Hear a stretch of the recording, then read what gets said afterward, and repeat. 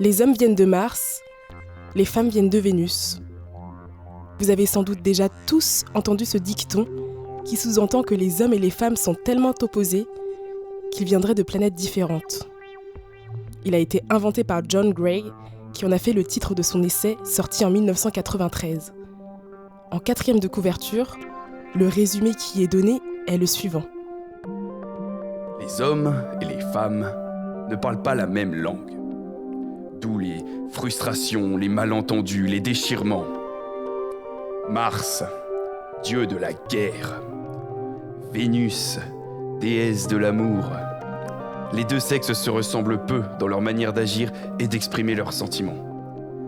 Des années d'expérience conjugale ont permis à John Gray d'analyser ces différences pour en faire une source d'enrichissement mutuel plutôt que de conflit. Best-seller dans le monde entier, ce guide est indispensable pour communiquer et vivre en harmonie avec l'autre sexe. Si cette vision des choses paraît rétrograde, elle est toujours largement partagée aujourd'hui. On continue de donner des pistolets aux petits garçons et des poupées aux petites filles, pour qu'ils puissent apprendre respectivement leur rôle de Mars et de Vénus. Parce que les différences entre filles et garçons sont toujours considérées comme innées et naturelles. C'est pourquoi on trouve contre nature le fait qu'un garçon joue aux poupées ou une petite fille avec des armes. On a l'impression que si on laisse faire, alors les petits garçons deviendront progressivement des petites filles et inversement, comme si les jouets pouvaient déterminer le genre ou même la sexualité. On craindra alors de faire de ces garçons des filles ou des homosexuels en les faisant jouer aux poupées. Parce que l'homosexualité et la transidentité sont tellement tabous dans bien des familles qu'elles seraient fatales pour la réputation familiale.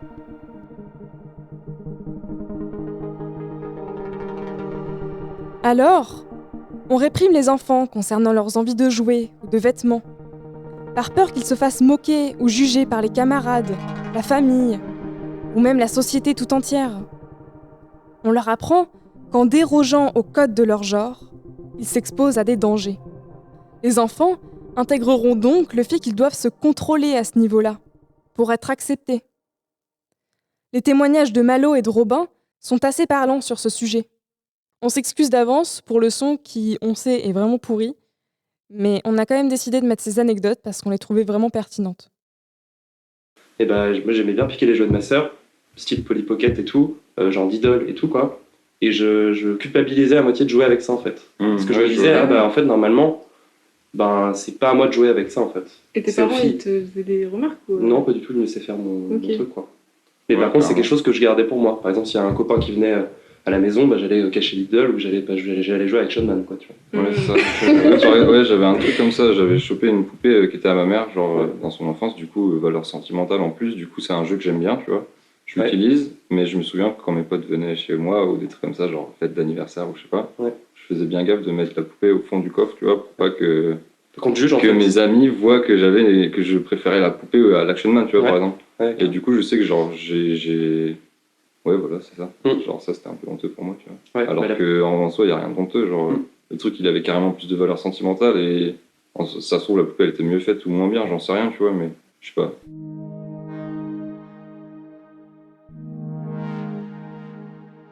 Alors, comment les garçons apprennent-ils à devenir des hommes virils, puis des dominants ? Comment intègrent-ils la norme sexiste et finissent-ils par l'incarner ? Et quels sont les effets d'une telle masculinité sur le long terme, tant sur eux-mêmes que sur les autres ? On a vu dans le premier épisode comment les hommes s'atrophiaient eux-mêmes d'un point de vue émotionnel. On verra au sein de ce deuxième épisode quels mécanismes sont mis peu à peu en place afin de rentrer davantage dans le moule patriarcal et comment ces derniers les poussent à s'éloigner de ce qu'ils sont vraiment, de leur moi véritable. Je suis Elisabeth. Je suis Odonella. Et bienvenue dans Sincère Life.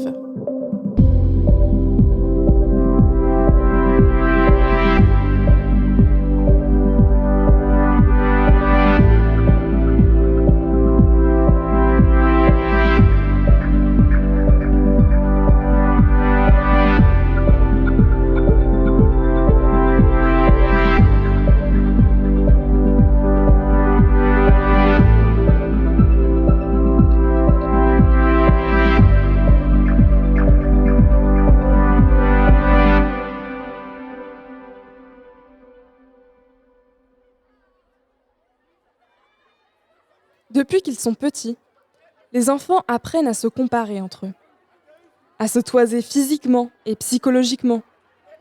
Ils intègrent petit à petit qu'ils sont en compétition, parce qu'ils ont l'impression que c'est en se situant en haut de l'échelle qu'ils seront aimés. Alors, ils essayeront d'être le plus beau ou la plus belle, celui ou celle qui court le plus vite, ou celui ou celle possédant les vêtements les plus à la mode. Parce qu'autour d'eux, c'est grâce à ces petites marges d'avance que leurs camarades tirent de la popularité auprès des autres. C'est en ayant ce que les autres n'ont pas. C'est en étant supérieurs d'une quelconque manière. C'est comme ça qu'ils sont admirés, acceptés et aimés.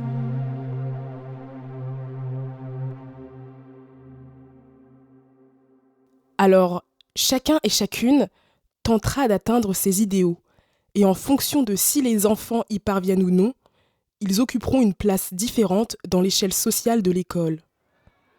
Certains arriveront à se hisser en haut de l'échelle en réussissant à avoir le bon comportement ou les bons habits. Ils seront alors admirés pour ça et même parfois craints. Oh, t'as vu, elle a une nouvelle Air Max. Oh ouais, trop stylé. Oh là là, ouais. J'aimerais trop les avoir, purée. J'aimerais trop être elle. Elle est tellement classe. Parce qu'en devenant des modèles pour tous, leur avis comptera plus que la moyenne. Ils auront un pouvoir sur les autres, celui de déterminer qui mérite sa place au sein des gens populaires et qui, au contraire, n'en fera jamais partie. Toi oui, toi non. Et si on a le malheur de se situer en bas de la pyramide, alors on aura de fortes chances de subir de la moquerie ou du harcèlement, et ce de la part de tout le monde. Parce que les autres enfants auront tendance à imiter le comportement des populaires pour être acceptés par ces derniers, et par la même occasion, éviter à leur tour d'être leurs victimes.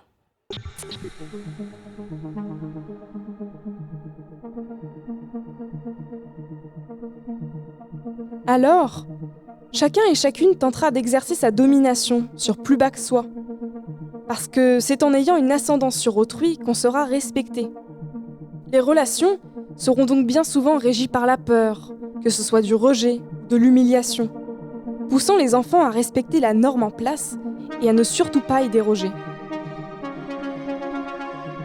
Parce que c'est en se distanciant de ce qui est anormal que l'on parviendra à affirmer notre normalité et à ainsi gagner notre place parmi les populaires, ou du moins à éviter les moqueries.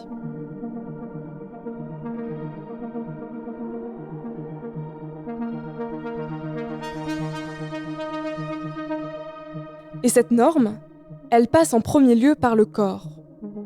Chez les filles comme chez les garçons, un système de comparaison est mis en place dès l'école primaire, poussant chacun et chacune à envier un type particulier de corps et à dénigrer ce qui ne représente pas cet idéal. Parce que tout autour d'eux, dans les séries, les films ou à la télé, c'est ce type de corps à la fois idéal et inatteignable qui est mis en avant. On fait passer des acteurs de 20 ans pour des personnages rentrant tout juste au lycée, faisant croire au passage à tous les ados qui regardent que c'est ce à quoi ils sont censés ressembler à leur âge. Pour évaluer sa normalité, on aura donc tendance à se toiser dans les vestiaires, surtout au collège, où on observera le corps de l'autre pour savoir s'il est ou non semblable au nôtre. On se demandera si on est en retard dans notre puberté et à quel point on devrait avoir des poils ou s'il manque de la graisse ou du muscle à certains endroits. C'est souvent chez les filles que cette obsession des corps est mise en avant. C'est elles qui disent le plus souvent leurs complexes, qui sont connues pour n'avoir d'yeux que pour leur physique, car depuis petites, la société les encourage dans cette direction. Les garçons, au contraire, sont plutôt considérés comme des je m'en foutistes, obsédés par autre chose de bien plus sérieux et adulte, leur sexualité. Les vestiaires deviennent alors pour eux un lieu d'impudicité totale, où l'on mesure sa masculinité à travers les poils ou la taille de son sexe. Cette norme d'exhibition masculine s'ancre tellement à cet âge que l'on pourra forcer collectivement les plus pudiques à se déshabiller pour pouvoir mieux se moquer d'eux par la suite. Oh, allez, monte ta tub. T'as honte ou quoi? Car le fait de vouloir se cacher des autres sera vu comme une faiblesse, comme un manque de virilité, de courage. C'est ce que nous racontent Thomas, Robin et Martin, qui ont souvent vécu ces épisodes comme des angoisses, à la limite du traumatisme. Genre t'avais par exemple dans les vestiaires au sport, tu vois, genre les mecs ils s'en foutaient en mode genre poil, on compare notre bite, on est en train de se laver et tout, et moi j'avais pas envie de ça parce que j'avais ma pudeur aussi, tu vois. Puis généralement tu vas avoir des réflexions en mode genre t'es pas, alors t'as peur de monter ta tub, genre de choses, etc. Et c'est chiant juste parce qu'en fait t'en as pas envie et parce que t'as un mec tu devrais en fait, tu vois. Vestiaire, poil plus bien, genre évolution, puberté, tu vois. Déjà t'apprends à découvrir ton corps, donc déjà c'est assez compliqué pour toi, et en plus derrière on te pousse en fait à... T'en parles ouvertement avec plein de gens dans un vestiaire. Alors tu te connais même pas et puis t'es obligé de partager avec les autres alors que c'est un truc qui est hyper perso en fait. On voit donc bien dans leurs paroles la peur que la situation des vestiaires pouvait évoquer chez eux, parce que c'était un lieu de violation de leur intimité, d'humiliation publique et d'inconfort constant. Parce que, au contraire des petits caïds de la classe ou des plus téméraires, ils ne correspondaient pas à l'image du mâle dominant. Ils étaient timides, pudiques, avec aucune envie de partager des données aussi intimes que la taille de leur pénis. En plus de ça, Thomas avait sauté une classe. Alors, il se trouvait constamment avec des personnes plus âgées que lui, et donc plus mûres physiquement. Il se faisait donc encore plus harceler, parce que son physique infantile faisait de lui une bête de foire. Et au passage, il permettait à tout le monde de se rassurer sur le fait que eux, contrairement à lui, étaient virils. Du coup, il y avait des questions, par exemple, des poils pubiens. Ça, c'était un truc, et donc il y avait vraiment ce truc-là de, pareil, des poils de masturbation, ça. Et si jamais tu le faisais pas, ou si jamais t'avais pas de poils, en fait, t'étais ramené... On a vu que c'était ce moment de transition entre garçon et homme, entre guillemets, t'es contraint de rester dans cette catégorie-là, qui est un peu humiliante, là où tout le monde est en train de se développer. De tels épisodes, souvent grandement minimisés par tous dans leur gravité, participent à ancrer la peur qu'ont les garçons envers les autres garçons au fil de leur jeunesse. Une peur, mais également une fascination, parce que dans ces échanges et ces regards, il semble y avoir une forme de curiosité érotique et sexuelle. Cette promiscuité sexuelle entre jeunes garçons est encore plus visible concernant le phénomène de masturbation collective, comme l'a vécu Zéphyr. Moi, j'ai fait beaucoup de foot. Genre, du coup, tu te retrouves avec beaucoup de garçons. Et je me souviens d'un événement où j'avais ramené des magazines porno que j'avais trouvés de mon oncle dans la cave, quoi, des magazines porno des années 70, quoi. Et du coup, il y avait un truc autour de ça, comme quoi il y avait des gens qui avaient lancé, on devait se masturber devant ces magazines-là. Et tous les garçons faisaient ça. Et on se regardait faire ça. Enfin, il y avait quelque chose de bizarre où on devait s'affirmer en tant que mec devant ces magazines-là. Et ça m'a bien marqué. Alors, curieusement, on affirme son hétérosexualité auprès de ses pairs en participant entre hommes à des jeux sexuels, qu'ils soient de l'ordre de l'exhibition ou carrément de la masturbation. L'homosexualité y est paradoxalement souvent bannie et interdite. C'est comme ce qu'Elias nous raconte à propos de son colloque d'internat. J'étais en internat, il y avait un mec qui partageait ma chambre. C'était assez rigolo parce que il était toujours à me traiter de tarlouse ou je sais pas quoi, tu vois. Enfin, je précise que, peu importe, mais sauf que le truc rigolo, c'est que ce type, il dormait avec accroché, au dos de mon lit superposé, lui était en dessous, avec des posters de rappeurs, de footeux, tout transpirant, machin et tout ça, tu vois. Je trouvais ça assez fun, tu vois, parce que c'est pas moi qui dors toute la nuit avec des mecs, des beaux effets qui me regardent, tu vois. Et malgré ça, tu vois, il affirmait toujours un truc, tu vois, par-dessus. J'avais essayé de lui dire, mais tu trouves pas que c'est un peu problématique ? Et pas du tout.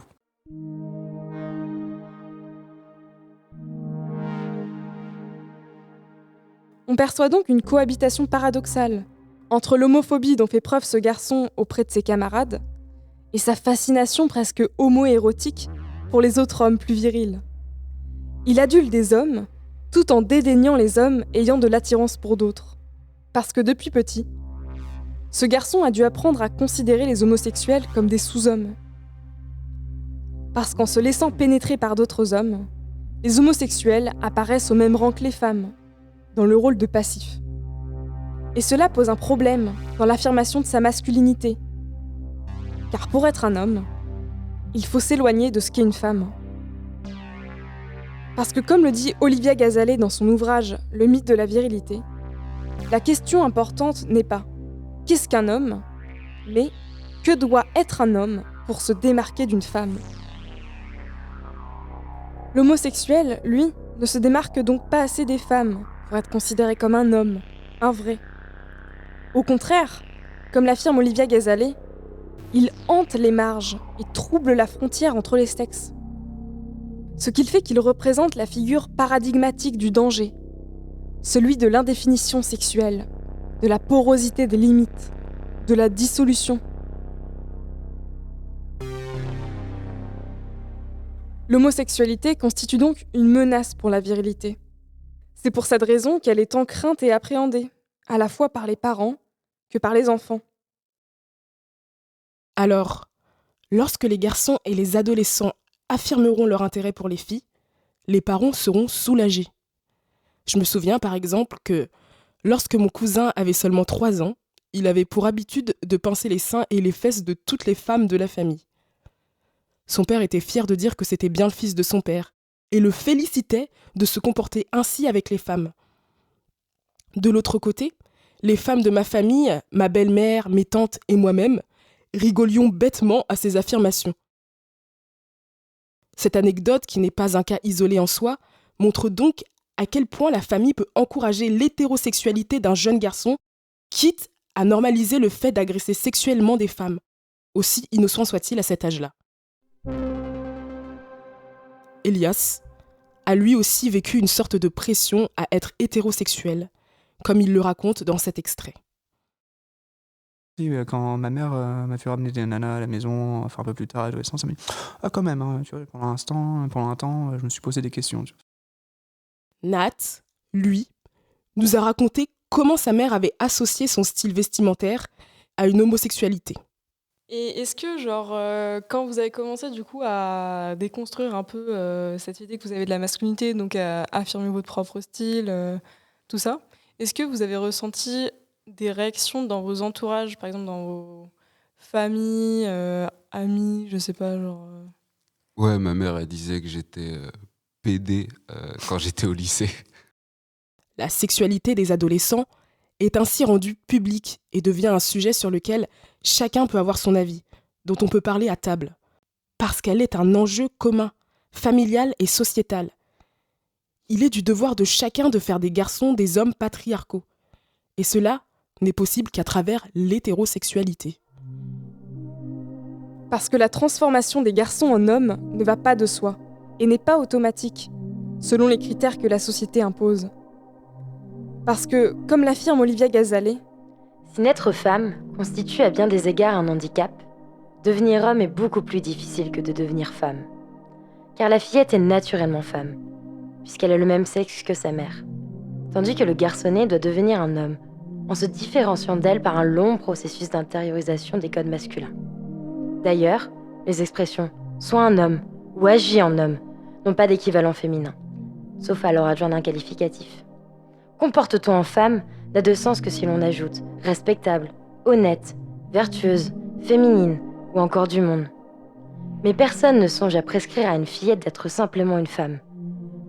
Non pas seulement parce que cela ne saurait constituer un idéal, mais surtout parce que l'identification de la fillette à son propre sexe ne lui pose pas les mêmes difficultés physiques, hormonales et psychologiques qu'à son frère. Pour elle, il s'agit d'une donnée. Pour lui, d'une conquête. Parce que contrairement aux femmes, qui se doivent d'être passives, on attend des hommes à ce qu'ils soient actifs. On attend d'eux à ce qu'ils soient entreprenants, dans l'action, dans la réaction, et pas seulement dans le fait simplement d'être.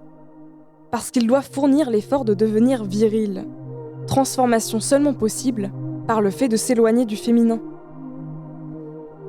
Toute l'éducation du garçon aura donc pour mission de lui apprendre à se séparer, à rompre avec l'indifférenciation originelle, océanique dont il est issu, à s'affirmer comme pleinement et ostensiblement mâle. Cet enjeu créera souvent une pression chez les jeunes garçons, une peur de ne jamais devenir homme. Parce que ça n'est pas un état qui va de soi, être un homme. Ça doit être travaillé, conquis. Olivia Gazalet affirme alors: En vertu d'un amalgame entre le biologique et le normatif, seuls sont reconnus comme hommes les représentants du sexe masculin conformes au canon viril, les autres étant rejetés dans l'inframonde des sous-hommes. C'est pour cette raison que les adolescents se comparent autant entre eux. C'est à cause de l'insécurité que cause une telle manière de percevoir la masculinité, parce qu'ils ont l'impression qu'ils peuvent faillir à ce défi de devenir des hommes, et donc possiblement de décevoir leur entourage. Ils chercheront donc une validation de la part des hommes, que ce soit de leur père, de leurs frères ou de leurs amis. C'est par exemple ce qui les pousseront à s'engrainer mutuellement, surtout entre amis, vers des prises de risques. En gros, là, du coup, j'évolue sur Rennes et je fais du skateboard. C'est un milieu qui est quand même assez masculin, même s'il y a de plus en plus de femmes qui en pratiquent. Mais c'est, du coup, en gros, j'arrive il y a 4 ans à Rennes et puis tu vas aux endroits où il y a du skate et du coup, tu rencontres des mecs plus ou moins ouverts, ou ça dépend, mais du coup, tu finis vite dans un groupe de mecs un peu qui se la veulent pur et dur et libre aussi, et qui vont par exemple, je sais pas, j'ai des images d'être devant un endroit un peu haut par exemple, et puis il y en a un qui va lui dire, qui va dire ouais, enfin t'es une tapette, fais-le, ou ce genre de truc là, tu vois, genre t'es une tapette, il peut sortir, enfin c'est une anecdote, mais genre il y a des phrases comme ça, genre par exemple, genre si tu vas le faire, tu vas vraiment être un homme, tu vois, c'est hyper débile de penser ça, mais c'est des choses qui peuvent être ça va pas être dit, mais ça va ressembler à ça en fait. Et du coup, par exemple, il y a ce truc-là de la douleur aussi au skate, par exemple. Genre, si tu te prends une bonne chute et que tu vas avoir super mal et que tu vas te mettre à pleurer devant tout le monde parce que tu auras vraiment mal et que tu pourras pas supporter la douleur, je me demande bien quelle va être la réaction des autres skateurs, tu vois. Alors qu'en soi, se faire mal et galérer et en faire un malaise, genre, c'est humain, quoi. Il n'y a pas de problème avec ça, normalement. Tu parlais de la bagarre, quoi, tu vois. Enfin, déjà, c'est des trucs cons, mais c'est des trucs où c'est presque un rite initiatique, tu vois. Enfin, pour moi, je l'ai vécu un peu comme ça. Il fallait aller chercher le risque, chercher le danger, machin. Et tu fais juste, comme tu dis, c'est mal, tu fais de la peine, tu blesses des gens, ce genre de choses, tu vois. Des bonnes conneries, on se retrouvait avec mes potes à l'adolescence. Et puis, le truc cool, c'était aller péter des rétros, des machins, tu vois. Enfin, c'est super, être chou, tu fais des trucs, tu prends le risque, l'adrénaline. Puis tu fais le con, et puis tu te fais choper, puis tu fais de la jave, et puis tu te fais défoncer par tes parents, et puis c'est des trucs cons, quoi, tu vois, mais ouais, sur ce moment, tu te trouves intelligent sur le moment, et puis après, bof. Enfin, c'est ça, quoi, et puis sinon, ouais, toujours, mais c'est aussi ce qui est valorisé, enfin, d'une certaine manière dans la culture, dans le cinéma, dans ce genre de choses, tu vois, enfin. Le bandit, les machins, ce genre de choses, la transgression de la loi, tu vois, enfin ça a un côté un peu plus cool, quoi. Et puis moi, de mon côté, je cherchais à me cogner contre un truc, je pense que tu cherches tes limites, quoi, tu vois. Bon, comme mon père était pas là pour m'imposer, je cherchais un peu partout, quoi. Et puis tu cherchais à attirer de l'attention aussi, pour le coup, là, j'avais peut-être besoin d'un truc à exprimer à ce moment-là, quoi. Et ça a pris quelques temps, quoi. Et j'ai eu de la chance, j'aurais pu finir en prison, j'aurais pu avoir plein de merde plein de fois, me retrouver dans les accidents pas possibles, tu vois, enfin... Ce témoignage nous montre qu'en confondant l'inconscience avec le courage, les adolescents et les hommes voient en la mise en péril de leur vie une forme de virilité. Et refuser de le faire comme un manque de bravoure qui mettrait en péril la masculinité de celui qui s'y dérobe. Bah alors, on a peur, les petites tapettes, va. Parce que comme le dit Olivia Gazalet, être un homme, c'est se montrer capable de risquer sa vie et de prendre la vie. Et refuser de le faire, ça serait donc être un sous-homme. Les sous-hommes représentent aussi les hommes sans sexualité. Parce que, selon la société, on commence réellement à être un homme qu'à partir de sa première relation sexuelle. C'est pour cette raison qu'il existe une telle pression autour de la première fois chez les adolescents.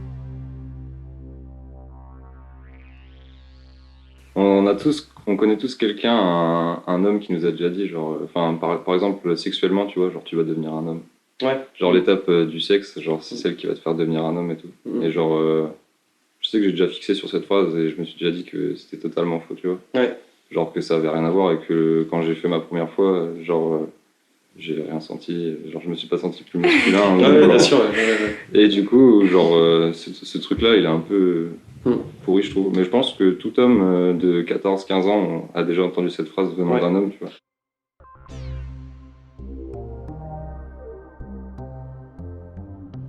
La première fois permettrait donc une ascension de l'enfance vers l'âge adulte, du garçon asexué vers l'homme viril.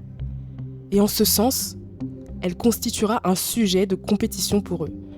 En devenant le premier de leurs amis à entrer dans la sexualité, un adolescent se dotera d'une aura particulière, se procurant de l'admiration et de la jalousie de la part des autres.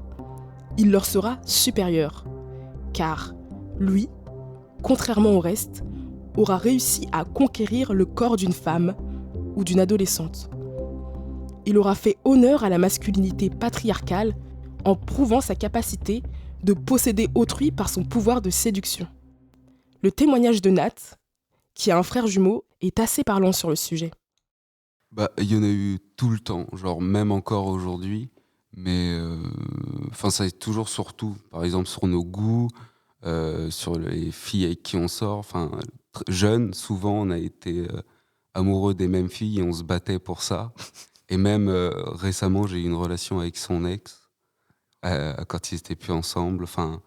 On est toujours liés et toujours en compétition, même si on le veut pas. J'ai l'impression. C'est l'impression que j'ai d'avoir un frère jumeau. La première fois est donc un enjeu tel que beaucoup d'adolescents seront amenés à mentir pour éviter l'humiliation de leur père. C'est ce qu'affirmait Martin. Je pense qu'il y a plein d'ados pour qui ça arrivait de mentir en disant bah ouais, moi aussi je suis plus puceau, alors que c'était pas du tout le cas, parce que cette personne-là avait besoin en fait de s'intégrer en fait, tout simplement, et puis de montrer que moi aussi je suis un homme, quoi. Et cette distorsion de la vie sexuelle, elle continuera souvent tout au long de la vie d'un homme. Pour se faire respecter de ses pairs, il essaiera de clamer haut et fort son activité sexuelle, et notamment la domination qu'il a pu exercer sur sa partenaire lors de ce rapport. Je l'ai ken, je l'ai défoncé. Parce que les hommes, et aussi les femmes, pensent qu'ils obtiendront satisfaction à travers la violence sexuelle. C'est ce qu'a réussi à leur faire croire le patriarcat. Et c'est ce que continuent de clamer nombreuses personnes, comme des rappeurs, chanteurs ou écrivains. Mais ce que Bell Hooks explique, c'est que cette croyance est un écran de fumée. Car, comme elle le dit, la sexualité patriarcale ne donne pas satisfaction aux hommes. Elle ne fait qu'alimenter leurs besoins compulsifs de sexe, de violence, dans l'espoir d'y trouver satisfaction. Si la pornographie patriarcale, qui n'est plus isolée, s'est répandue au point d'être omniprésente dans les médias populaires, c'est parce que les hommes, endoctrinés par la mentalité patriarcale, ne trouvent pas le courage de dire la vérité. Ils ne sont pas capables de trouver le courage de dire « je n'arrive pas à trouver satisfaction ». La pornographie patriarcale est devenue un élément incontournable de la vie quotidienne, parce que l'existence d'une culture de faux-semblants où le désir sexuel masculin peut être satisfait sans fin, retient les hommes de dénoncer le mensonge patriarcal et de chercher à vivre une vie sexuelle saine.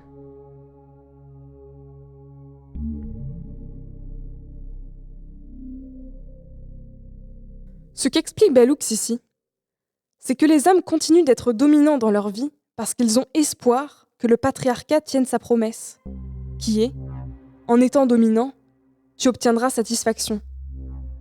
C'est ce qui fait que la plupart tenteront d'obtenir cette ascendance sur les autres, et notamment à travers la sexualité. La pression sociale d'une suractivité sexuelle amène bien souvent les hommes à percevoir les femmes comme des objets de désir, parce qu'elles représentent une opportunité pour eux de se hisser socialement, mais aussi à l'adolescence, d'assouvir leur appétit sexuel. Elles ne seront alors parfois vues seulement comme des corps ambulants, avec comme seul intérêt leur attribut sexuel. Ah non, elle est trop bonne. Je la baise. Elle est bien gichard. Elles seront alors déshumanisées. C'est notamment comment Nat percevait les filles à l'adolescence. Au lycée, j'avais surtout un rapport de désir, je pense, envers absolument toutes les filles. Après, t'es un gamin, t'as les hormones qui arrivent. Je suis pas sûr. Enfin, je pense que tous les lycéens pensent qu'à ça absolument tout le temps. Et maintenant, j'ai plus ça, heureusement. Et du coup, ça a surtout changé. Parce que je suis plus en mode, une fille, trop bonne, trop machin, truc muche. Enfin, je suis juste, c'est quelqu'un. Si on peut penser que cette vision des femmes ne découle uniquement de la puberté et des hormones, il faut rappeler la place que prend la sexualité patriarcale dans le cerveau des jeunes adolescents. Bellux raconte. Les enfants d'aujourd'hui en apprennent davantage sur la sexualité par les médias de masse que par toute autre source. Qu'ils regardent des feuilletons télévisés, une chaîne porno ou des films classés X, les enfants de notre pays sont plus conscients du corps, de la sexualité que jamais auparavant. Pour autant, une grande partie de ce qu'ils apprennent sur la sexualité relève de scénarios patriarcaux périmés sur la nature sexuelle des hommes et des femmes, du masculin et du féminin. Ils apprennent que le monde des rapports sexuels comporte toujours une partie dominante et une partie soumise. Ils apprennent que les hommes doivent dominer les femmes et que les hommes forts doivent dominer les hommes plus faibles. Elle enchaîne en affirmant. Aux enfants, les médias de masse ne cessent de répéter l'idée qu'en matière de sexe, il lui en faut. Si les adultes savent sans doute ce qu'il en est réellement, de par leur propre expérience, les enfants y croient vraiment. Ils pensent que les hommes risquent de devenir fous s'ils n'ont pas de rapport sexuel. C'est cette logique qui produit ce que les penseuses et penseurs féministes appellent une culture du viol.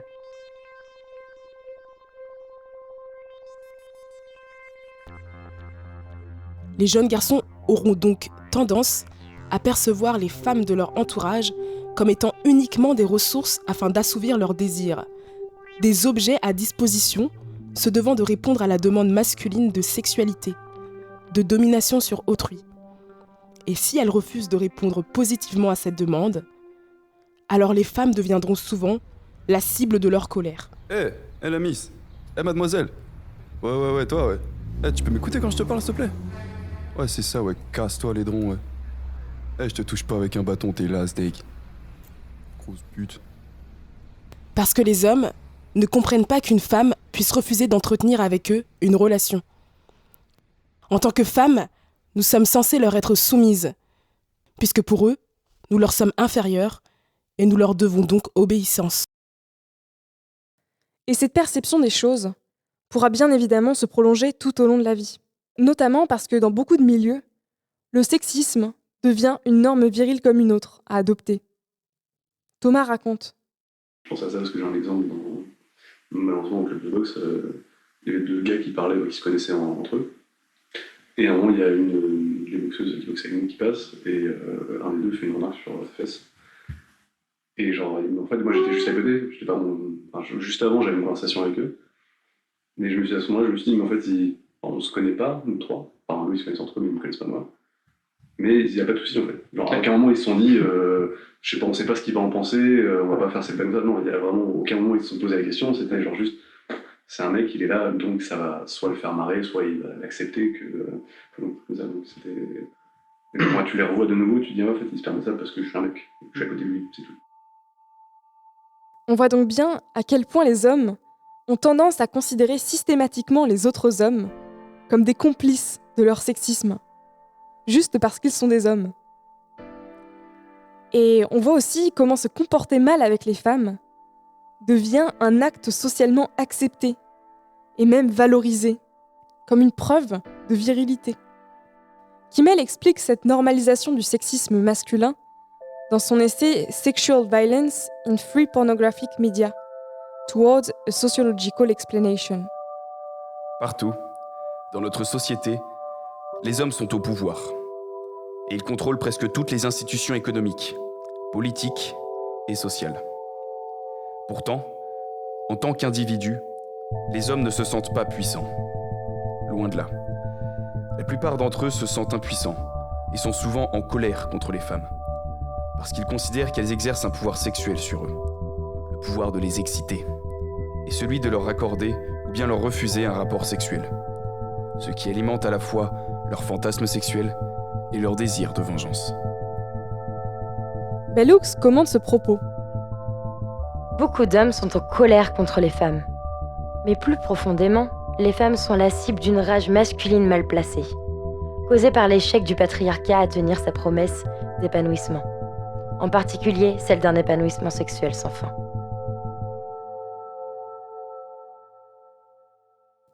En effet, le patriarcat continue de faire croire aux hommes que la sexualité serait en mesure de combler leur manque affectif, lié à leur éducation patriarcale, qui les a empêchés d'exprimer et de vivre pleinement leurs émotions. C'est ce qui fait que beaucoup d'hommes se réfugieront dans le sexe. À défaut d'expérimenter l'amour, ils tenteront de trouver l'intimité et le lien avec les autres dans le domaine sexuel. Mais cette quête se montrera toujours vaine. Parce que, comme le disent Gary Zukav et Linda Francis, cités dans La volonté de changer de Bell Hooks, on crée de l'intimité lorsque l'on passe du désir d'un pouvoir sur les autres, qui est la capacité de les manipuler et de les contrôler, au désir d'un pouvoir authentique, qui est l'alignement de sa personnalité avec son âme. Mais, comme beaucoup d'hommes n'ont pas conscience de cette différence, ils préféreront se réfugier dans le sexe plutôt que de s'engager en amour, de rester dans ces rôles structurels de dominant-dominé avec les femmes. Terence Real nomme alors cette confusion « trouble du désir ». Bell Hooks appuie ce propos en qualifiant la violence patriarcale dont fait preuve les hommes de pathologie, de maladie mentale, et non pas comme une expression de leur pouvoir. Parce que le rapport teinté de violence qu'entretiennent les hommes aux relations sexuelles et amoureuses n'est pas normal. Il engendre des conséquences graves sur les autres, mais aussi sur les hommes eux-mêmes.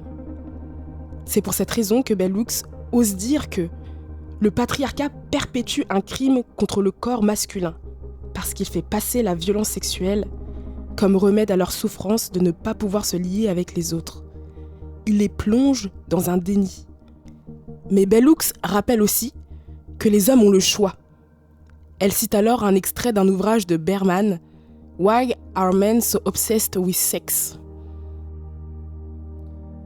De manière directe ou indirecte, la sexualité nous est donnée comme le seul véhicule par lequel il serait encore possible d'exprimer et d'expérimenter certains aspects essentiels de notre humanité, qui ont été éloignés de nous par un conditionnement lent et systématique. Le sexe nous est présenté depuis longtemps comme le seul chemin vers une réelle intimité, une proximité absolue, comme le seul domaine où il est possible d'aimer ouvertement, d'être doux et vulnérable en toute sécurité, et de ne plus se sentir si profondément seul. Le sexe semble être le dernier refuge de la sensualité, où nos corps peuvent se laisser à la tendresse et aux passions débordantes. C'est pour cela que les hommes sont à ce point obsédés par le sexe. Mais il est impossible de combler complètement ces besoins par le sexe. Ces derniers ne peuvent être satisfaits qu'à condition de guérir les effets du conditionnement masculin, d'imprégner tous les domaines de notre vie, du souci de se lier et d'être vivant.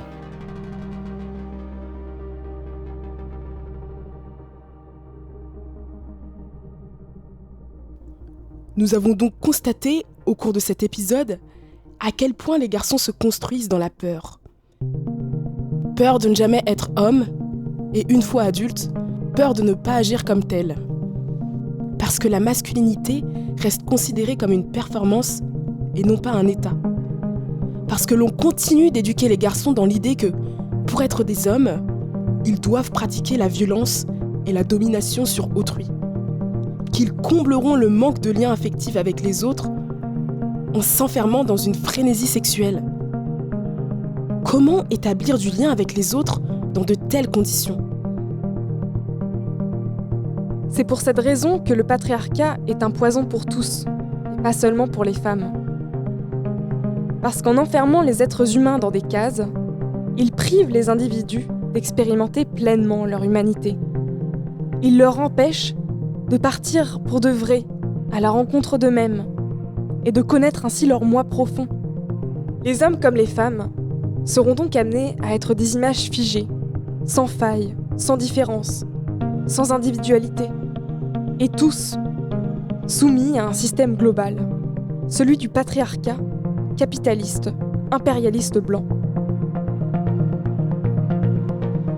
Et pour sortir de ce système, il faut commencer par en prendre conscience. Il faut réaliser que nous avons tous et toutes le choix de sortir de ces rôles prédéfinis et de se libérer de nos souffrances qui en découlent. Il faut du courage et ça sera long, certes. Mais si nous commençons collectivement maintenant, nos vies pourront s'ancrer dans la sincérité et ainsi durablement transformer pour le meilleur. C'est la fin de cet épisode. On espère sincèrement qu'il vous aura plu, qu'il aura pu faire naître en vous des réflexions, des interrogations ou encore de la curiosité. Pour aller plus loin, n'hésitez pas à vous rendre sur notre compte Instagram sincère-life-l-podcast où nous partageons toutes nos sources et où vous nous invitons à discuter avec nous de tout ça.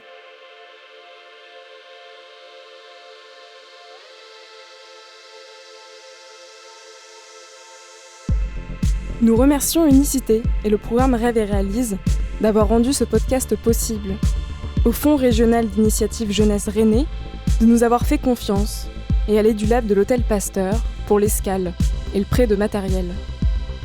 Nous remercions aussi chaleureusement nos amis Théodore Vielpeau et Vincent Anquinet pour les magnifiques musiques, Pierre Bouillot pour le montage et David Talbot pour le mixage. Nous remercions aussi nos amis garçons d'avoir témoigné pour nous et de nous avoir fait confiance. Domiti Bourchoyer de nous avoir prêté sa voix pour les citations de Bell Hooks et Ilan Condé pour les voix masculines. Dans le prochain épisode, nous parlerons hommes et féminisme. Nous nous poserons les questions de qu'est-ce qu'une masculinité féministe ? Comment les hommes peuvent-ils participer au combat féministe ? Ou encore, comment peuvent-ils se libérer à leur tour du patriarcat ? En attendant, nous vous remercions d'avoir pris le temps de nous écouter et nous vous donnons rendez-vous le 24 juin pour le prochain épisode. À la prochaine sur Sincère Life.